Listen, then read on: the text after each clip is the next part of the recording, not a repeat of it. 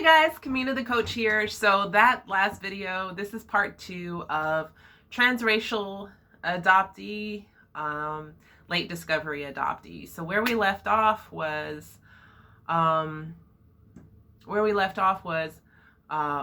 had had a adoptive mother had had a drinking and driving accident where she killed someone, spent 6 years at my grandmother's, hiding from the police. So when my grandmother finally died, God rest her soul, I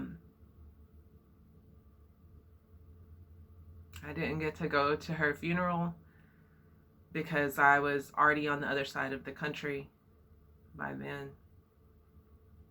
I was in North Carolina when my grandmother died, and my cousins are pissed off at me because I didn't go to her funeral, and everybody thinks I'm a horrible person. Everybody thinks I'm a horrible person, but nobody really knows what happened because I was really the only one that was there. And no, I mean, and they think I'm a horrible person because I'm black and I'm not related to them. I'm not their blood, and they don't trust me. They've never trusted me. I've always been the outsider. They've always treated me like I was the outsider. The only person who didn't treat me like I was an outsider was my adoptive mother's mother, Mildred. So anyways, so after my grandmother died, the police finally came and arrested my adoptive mother for negligent manslaughter, CDV, which she deserved that and more. She had had several DUIs before then, 2 or 3, something like that. And she was very defiant. She was not apologetic for a long time. She was in jail, just jail for a long time. And they actually offered her a plea of 5 years, and she wouldn't take it. It was years of her being in prison before she finally admitted that she had killed someone. The delusions. So 10 years in prison. Mind you, her blood son never went to go see her while she was in prison. I'm all the way in South Carolina while she's in prison, and I went to go see her several times. So I was in the military by that time. I joined the military 2001, right after 9/11. Oh goodness, and that was right around the time when she got arrested, right? Because when I joined the military, I had bought a ticket to go see her, and she got arrested right before I got there, Thanksgiving. As a matter of fact, I remember getting the call. So I had bought a ticket to go see her before I went to basic training, and that was when she got arrested. And every vacation I took was to go see her, and her blood son never didn't write her any of that stuff. It was horrible. You know, I still thought this was my mother at this time, my blood mother. So I felt obligated to this woman, and so I would talk to her sister occasionally, who has been, and if she's alive, probably still is a wino. I remember very distinctly smelling very expensive perfume mixed with wine, and I just thought that was like a scent, a normal scent. Really, and I used to like really idolize her because she just looked like a life-size Barbie.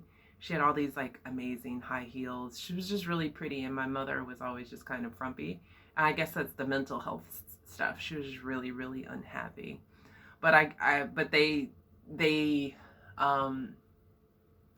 faced their internal problems differently. So, you know, my aunt drank, and then my mother just, I don't know, let herself go or whatever, and hoarded animals. We had lots and lots of animals. And is still hoarding animals if she's still alive. So anyways, I was talking to my adoptive mother's sister, and I said, you know, I would just really like to know who my father is. Because I'd been embracing blackness at this point, trying to discover who I was in my black self. And it would have been, you know, really nice to have my African American family to teach me that. And here is the first time someone told me I was adopted. She said, oh, honey, again, so why did I say she's a wino? So I believe she was probably drinking when we were talking. I think it was evening time. She was probably drunk while she was talking. Or at least I assumed that, or that's how I that's how I made myself believe that this wasn't true. So she said, oh, honey, all I know is that your dad was in the Navy and your mother was Italian. I said, my mother? She said, oh, I thought your mom had told you. I told me what? Oh, you know, she's this, and she was going to get you, and she was going to tell you, and I don't know why she didn't tell you, and blah, blah, blah, blah, blah. So it felt like really quickly after that, I arranged a trip to go to Texas. Mind you, a drive from South Carolina to where my mother was imprisoned in Texas was about 22 hours. And I would do it straight, and usually by myself. So I went to go see my adoptive mother in prison again, mostly just to ask. Because it was like getting kicked in the stomach again. So how old was I this time? Early 20s. After military. So I was 21. I turned 22 in basic training. So I was probably 25-ish or something like that when this was going on. So I went to go see her. And I was like, you have to tell me. I was like, Karen, who is her sister, said this. I was like, why would she say that? Shoot. So here comes lie number 3. Well, it was 1979. You know, it was really taboo to be pregnant with a black baby, blah, blah, blah. So I told the family, you know, I lived so far. All these elaborate lies, right? So I told the family that I was going to adopt a baby, and I was already kind of fat anyways. So what an elaborate lie, and to think on her feet too. And probably part of it was I just wanted to believe her anyways. I wanted to believe that she was my real mother. Even after all the horrible stuff she had done to me, I still wanted to believe that she was my mother, because the alternative was so much worse, or at least in my mind. So now, lie number 3 is that she's told the family that she's adopting a baby, but that I'm really hers. And she had the affair with the guy, blah, blah, blah, blah, blah. I'm like, so Granny died thinking that I really wasn't her granddaughter, and I really am? I was like, how messed up is that? Well, that's just the way it is, and blah, blah, blah. Another horrible, horrible lie. On this trip, so again, talking about being a transracial adoptee. So at this time, I'm a full-grown woman. I'm in the military. I've been on my own for a very, very long time. Mind you, she kicked me out when I was 14. So I've been on my own for a very long time, 11, 12 years at this point. I'm in the military, getting my undergraduate degree in criminal justice. So I'm a woman. I'm a full-grown woman, and I'm a full-grown black woman at that. And I was very, very entrenched in my blackness at this point. So I pulled up my sleeve and I set my arm out next to her arm. And mind you, she's very freckly white. Put my arm down next to her arm, and I told her to say it. I said, say it. I'm black. Say it. And again, she does the, oh, honey, you're just as white as I am. Your lips are just like your grandmother's.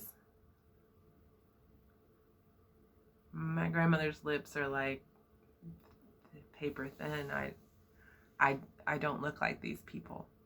I don't look like these people. I don't look anything like these people. So still in denial until she gets confronted. So that's lie number 3. So I'm 25 still, and I still don't know that I'm adopted. So this is a late discovery adoptee kind of speaks for itself. Transracial, you need kind of a definition, but late discovery adoptee kind of speaks for itself. I didn't discover I was adopted until late, very late in life. So,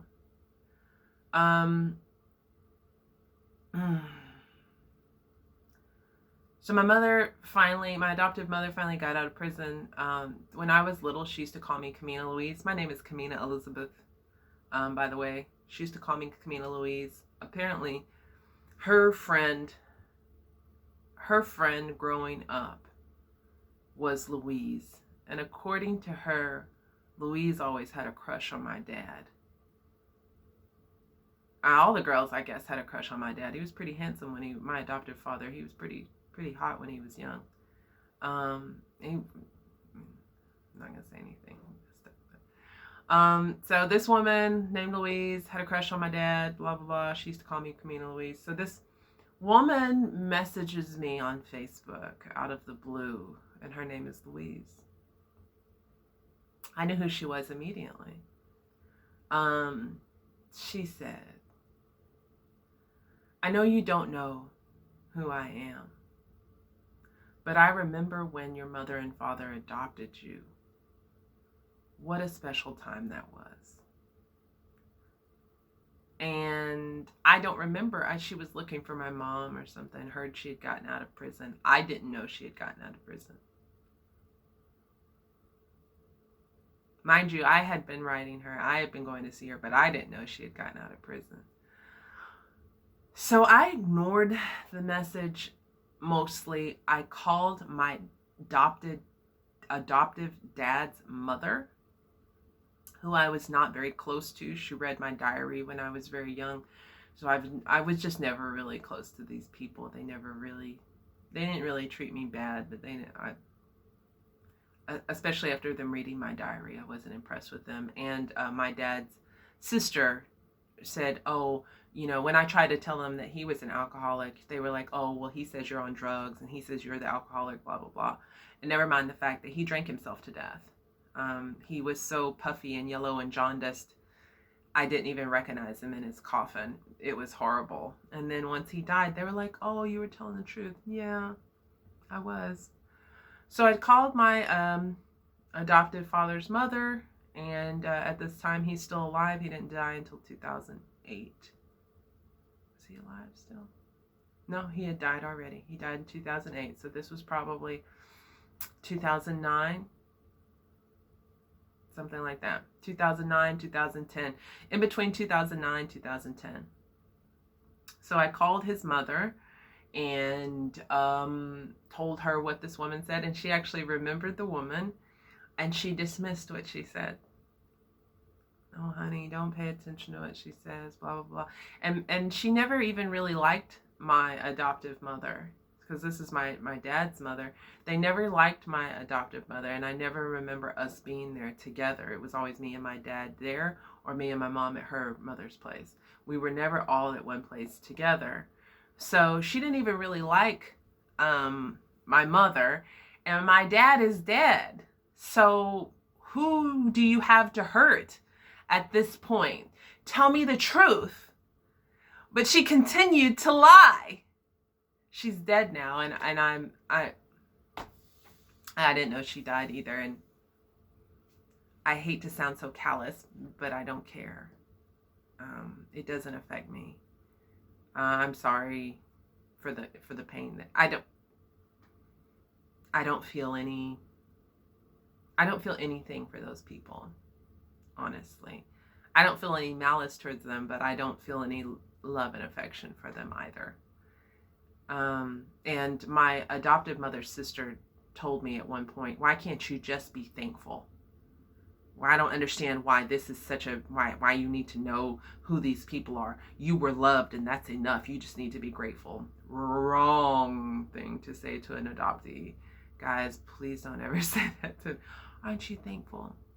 If you want to, I think it's a trigger for a lot of us. It's a good way to set off an adoptee.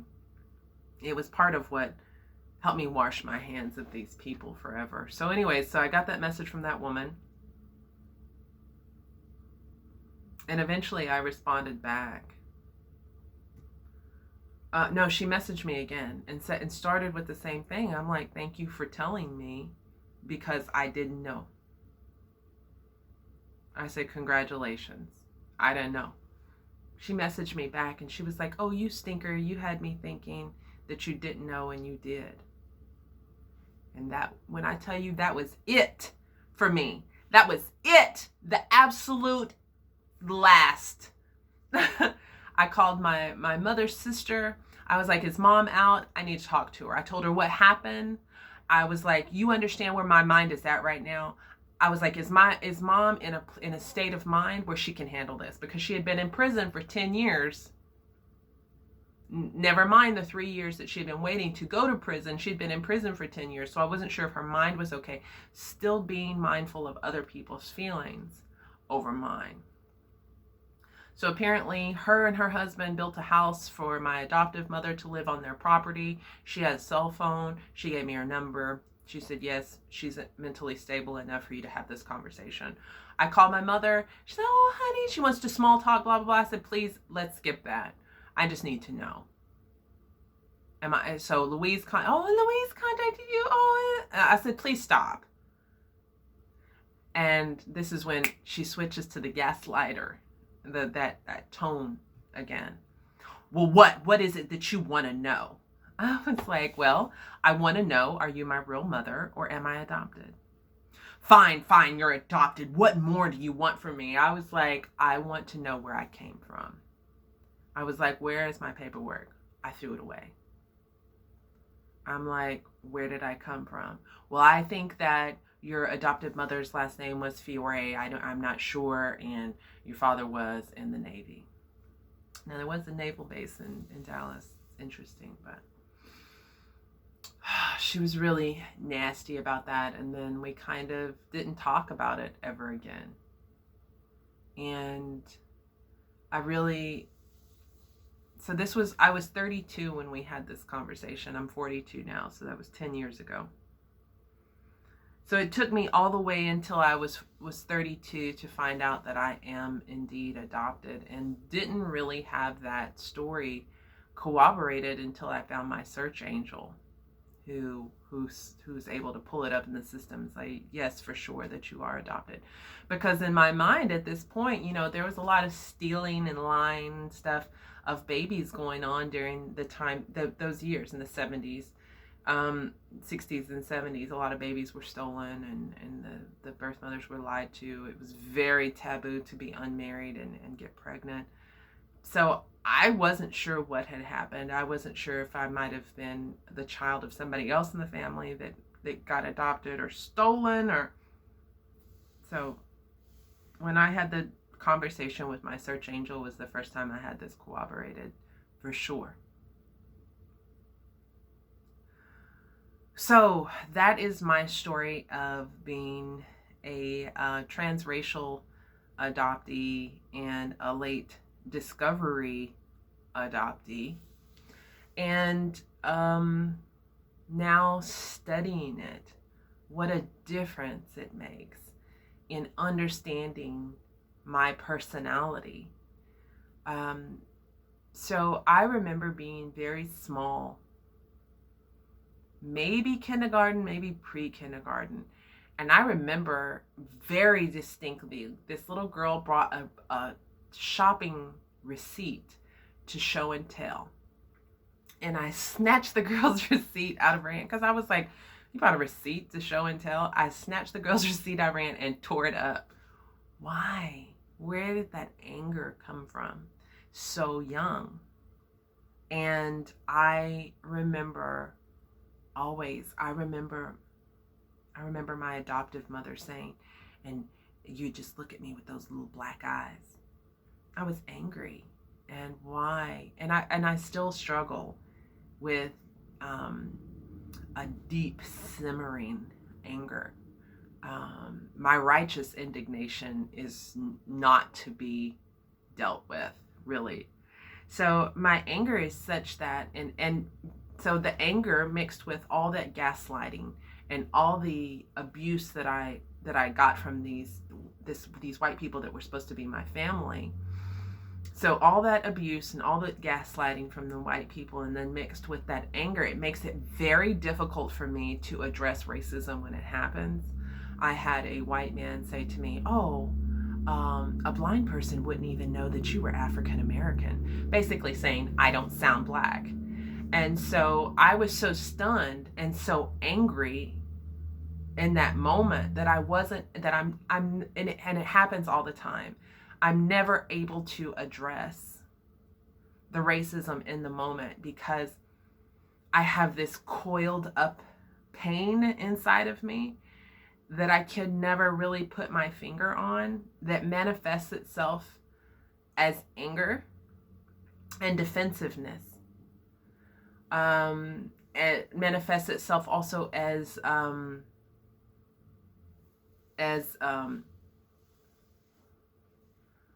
I lose words. Perimenopause, damn you.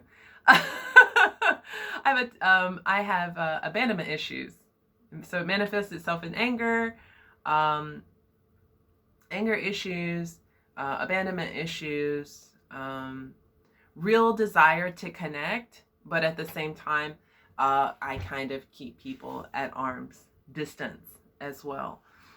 Wow, it is really interesting to study other adoptees, especially transracial adoptees and late life discovery adoptees.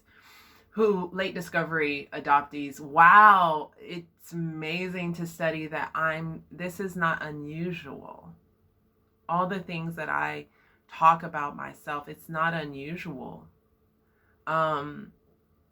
You know, my adoptive mother used to let people pat my head when I was little, and I've heard other transracial adoptees talk about this, and good for their parents if they were able to put up boundaries, but my adoptive mother kind of just let people pet me like I was her dog.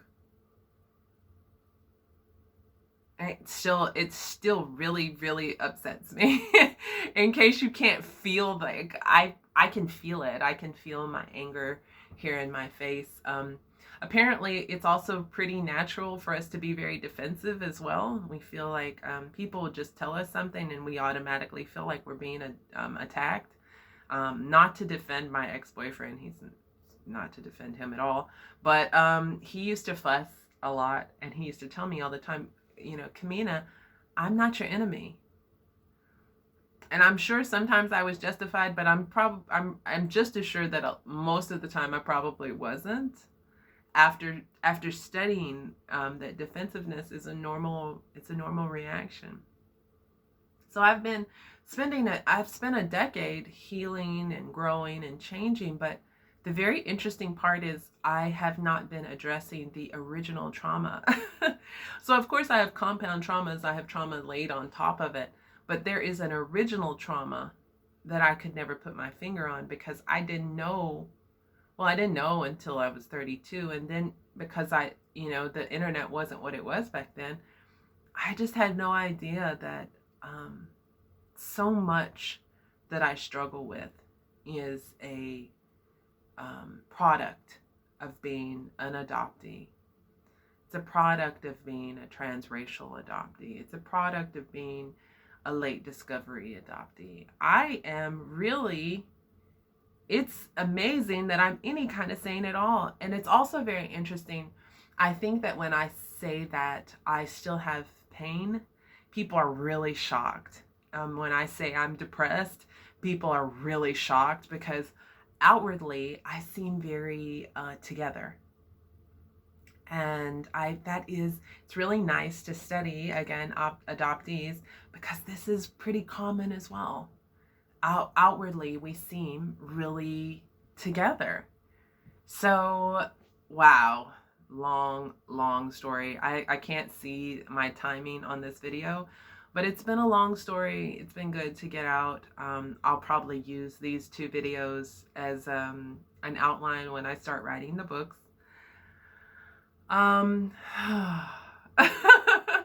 So if you are a EMDR therapist, so the rapid eye movement, the theory is that we deal with trauma in REM sleep, and when we have trauma that is too much for our systems to bear while we're trying to process the trauma in REM sleep, our bodies, the trauma is so much that our bodies jerk us out of REM sleep. So a lot of adoptees have sleep problems. And if this theory is true, it probably is that they get to that point in their sleep where they're about to try to deal with this trauma of being ripped from their mother at birth, and it's too much for the brain to bear, so the brain knocks us out of REM sleep, and we really need, and so you really need to process that trauma. You need that REM sleep so you can tell that whole story and process the trauma. The reason I know about this is because I had a friend pass away very young, and he passed away in the arms of another friend. So I actually approached the chaplain in the military, because they deal with a lot of people with PTSD, to discuss some ways that we might be able to approach this. So it's actually a tapping that is supposed to resemble, because when people are REM sleep, their eyes are going back and forth. So they relive the story, and the therapist is tapping. And so it's supposed to activate each side of the brain to mimic the REM sleep. So by point of all of that, I just wanted to explain it to those who don't know. So if you are a therapist that deals with this, or you know a therapist that deals with this, and you want to give me some pro bono help, I would love that. So the reason why I think that I need this kind of therapy, or some type of body work therapy, is because it's a pain that I can recall, but I don't remember. So this is something that is stored neurologically and energetically. So it's stored in my cells, it's stored in my brain. And I would like some type of therapy that would help me release this. So talk therapy isn't going to do it. I talk about it until I'm blue in my face, but this trauma is something that is stored in me. So if you are a hypnotherapist, if you're EMDR therapist, any kind of body work where you feel like you might be willing to do some pro bono with me, or at least at a very sliding scale, please reach out to me, kamina.hall@gmail.com. Please pass this on if you know somebody who works in this kind of stuff, energetic work, because I really, really want to release this trauma. I really feel like this is probably the reason I'm single at 42 with no children. It's nice to see adoptees that have been able to get married and have children, but I haven't, because I was so afraid. And it's something that I really have always wanted, was a family of my own, and that experience of having that physical bond. But I didn't want to mess up a child the way that I was messed up. So I really feel like I need this energetic release so that I can move on to have healthy attachments. So there you go. There it goes. All of Kamina the Koach's story. And that's my story. I'm sticking to it. And there'll be more to come. All right. So wishing you love, light, peace, and joy. Kamina the Koach. Until next time. Peace.